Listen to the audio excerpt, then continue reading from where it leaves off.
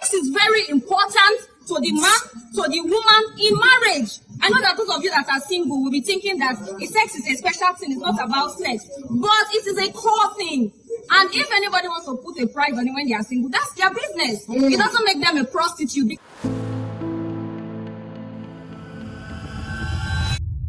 Now, if you're doing fraud and somebody is doing 9 to 5, you've dated a fraudster and you're dating 9 to 5, and you expect the 9 to 5 to give you money like the fraudster, you're a thief too.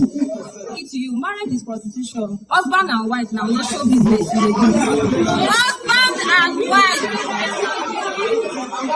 Like I was saying, the things we're calling prostitution, saying it's an exchange, and nobody's standing on the road here. They're talking about you exchanging sex and all of that. In marriage self, we're exchanging sex. We're exchanging protection, security from the man. What is he getting from the woman? I know you want to speak English and say when you are intelligent, you support the man. You do, my dear, it's sex. Sex make them a prostitute, because in marriage, all we do is have sex and fuck. Let me break it to you. That's the truth.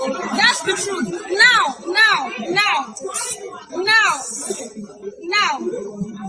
Coming to the actual question. Coming to the actual question, if a man is stingy in relationship, would he also be stingy in marriage? I think for a fact that as an adult, you even ask yourself, have you? When it comes to being stingy, you can't say a person is stingy if you're not asking. Now, the first thing for me, if you're not somebody who begs, people give from free will. And when you begin to compel them to give and they're not giving you, you begin to sound like they are stingy.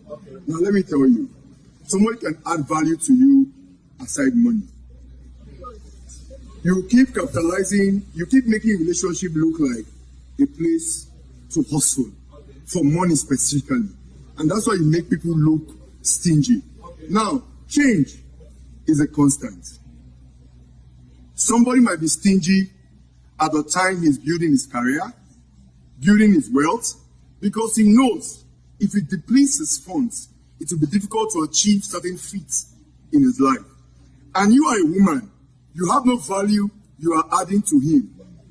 Probably he wants to do his master's, he wants to do his PhD, and the funds with him is directly for his academic and career growth. And you're wrong. Relationship is not where you come and build house. Now, it's not poverty alleviation. Now, I'm going somewhere.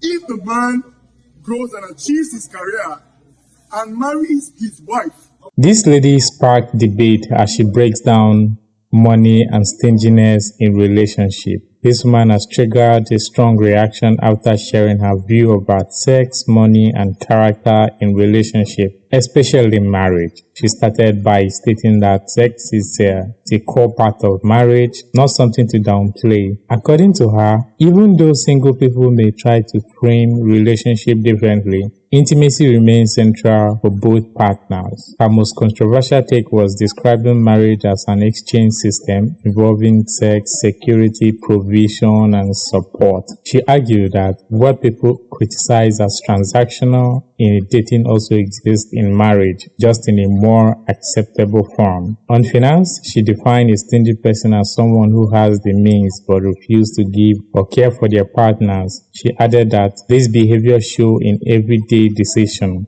from basic comfort to quality of life. She also pointed out that stinginess is not limited to men, noting that some women, despite having money, refuse to contribute because they believe the man should always provide. However, she maintained that men who can afford more but deliberately limit their family standard of living also falls into the same category. A second speaker offered a different view, arguing that not all restraint is stinginess. According to him, some people are simply focused on building their future and managing limited resources. He criticized the growing habit of treating relationship like a financial opportunity, warning that it shifts attention away from value and long-term compatibility. He also addressed comparison between men earning legitimately and those involved in fraud, stating that expecting the same financial output from both is unrealistic. On whether stinginess can change in marriage, the woman argued that poor character rarely changes and may even become worse under pressure. The opposing view admits change is possible but emphasized that people should assess compatibility instead of hoping a partner will transform later. So what's your view after listening to these two argue about marriage and relationship? Share your thoughts in the comment section below.